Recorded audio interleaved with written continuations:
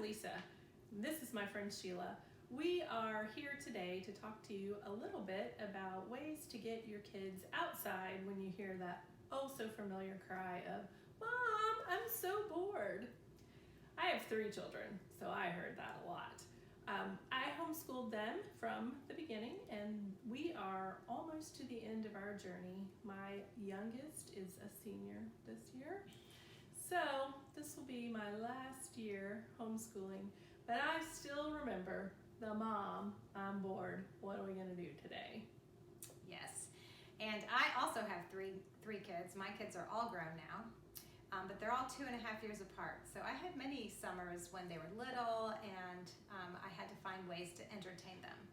So many years ago, I read a book, and it gave me the idea to add some structure to our summer. Very similar to the Sonlight Instructor's Guide. If you're familiar with that, you have a daily schedule. And what I did was I came up with themed days for those days. So for example, our schedule looked like this. Monday was home management day. Now that's not very fun, but after a weekend of lots of stuff, my house needed to kind of be put back in order, and I needed to have some dedicated time to do that. So the kids were free to just do whatever, but they knew that subsequent days would have really fun things. So that was Monday. Tuesday we called Tasty Tuesday, and that would be the day that we would cook, make some fun things. We did things like donuts, we made pretzels, we made bagels, we made elephant ears, like we just did all kinds of fun baking adventures. Wednesday was Water Wednesday, and Lisa would participate with us with that a lot. And Water Wednesday was usually the beach. We live in Florida, but sometimes we would get together at a friend's house if they had a pool. We didn't have a pool, so we had to bum friends' pools. So it might be a pool day, it might be a slip and slide day, it might be, if it was a rainy day, I'd let the kids play out in the rain with buckets and things like that if it wasn't lightning. If we were up in the mountains, we would go visit a river or a stream and play in the rocks and, all that kind of stuff. So Water Wednesday was some sort of water-related thing, but usually for us, it was the beach. Because the beach is the best. The beach is the best. Thursday might be the library. We did have a dedicated library day because I like to read. As a book-loving Sonlight family, libraries are important. Yes, and it would also help with the summer slide, so that way we didn't lose our reading skills. And our library, and I think most libraries participate in some sort of summer reading incentivized thing where if you read a certain number of books, you get a prize. And so my kids were all about that. All about the carrots. And then Friday was like Crafty Friday. And this was before the day of Pinterest, where I would collect ideas from magazines and things I'd rip out of, newspapers and stuff. And I would collect ideas for things that we could do crafty-wise. So that was the way that I gave structure to our week all summer long. So as we look at ways to get your kids up and outside, we thought we would talk about some things. Sheila already told you about some water things that we did, but just some other ideas that you could incorporate into whatever your schedule looks like to get your kids outside in whatever your environment happens to be. Maybe you don't have the beach, but you have a fabulous lake, or your woods are awesome. You can hike. In Florida, when we talk about a hike, we really just mean we're going on a walk. We're going for a walk.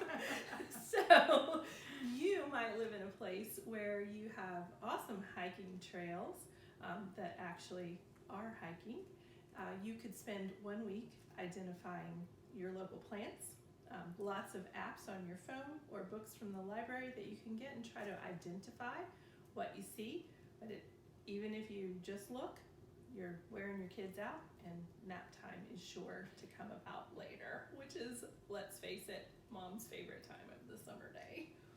Yeah, so you don't have to use the theme days that I shared with you. You can come up with your own themed days. Like you could do a nature day. In Florida in the summertime, if we're outside, we're usually by water. But if you're in a more temperate climate or up in the mountains, then your water day might be a nature day.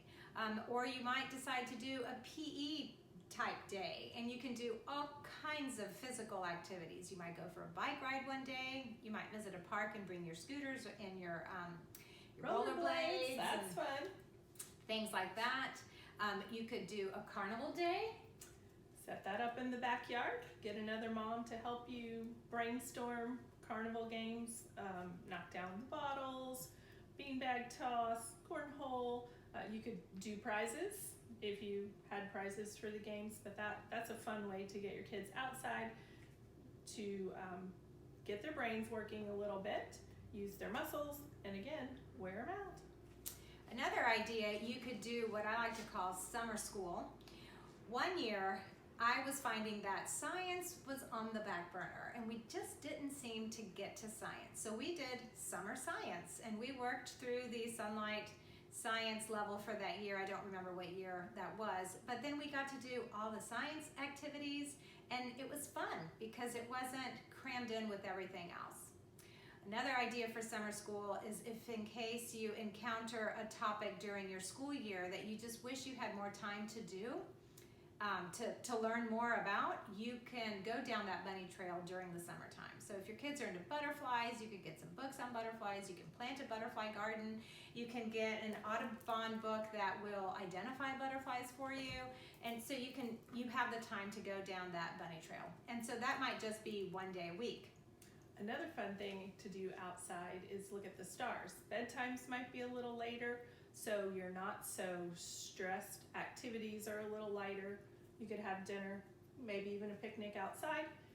Get some books from the library about astronomy. Look at your constellations. Try to identify some planets that are coming by, the International Space Station, whatever is in your area. A quick Google search would give you an idea, or our local weatherman even tells us when something exciting is happening in the sky and gives you the time to go out. So Yeah. makes it pretty painless. Yeah, and you can set up a tent in the backyard and make it, a camp out in your backyard. S'mores, that's super fun. And even if you don't actually sleep in the tent all night, you're just out there for fun, and at 10 o'clock, everyone actually sleeps in their own bed. It's Building a lot more some comfortable. great family memories, which Lots is of good really family all memories. we're looking for in getting our kids up and out and around.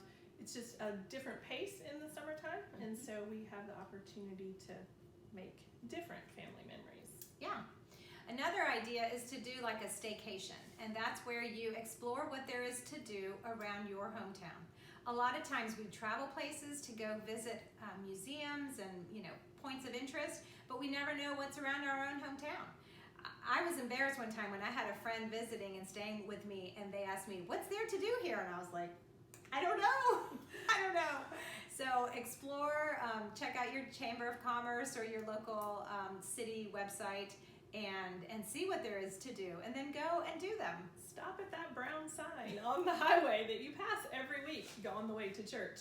What is that all about? Be a tourist in your own hometown. That's a fun way to get your kids outside. Doesn't have to be a lot of money if you're just going and looking at things, reading those historical markers, looking around.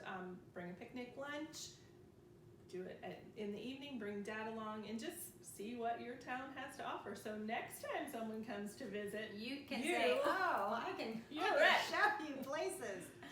Another idea is to create a bucket list. So have a family meeting, sit everybody down and say, what would you like to do this summer? And come up with a whole list of things, whether it's going to the zoo or going to the dollar movies. Are they even doing that this summer? Maybe not, but whatever. Have a movie night, project it outside. That'd be fun. Yeah, make You could have s'mores in there too. You could. Oh, popcorn. Popcorn, That's good. chocolate covered. I popcorn. like eating. I do too. So those are all some ideas that you can do. So if you make the bucket list, then what I like to do as well, besides just my theme days, I would create a summer calendar.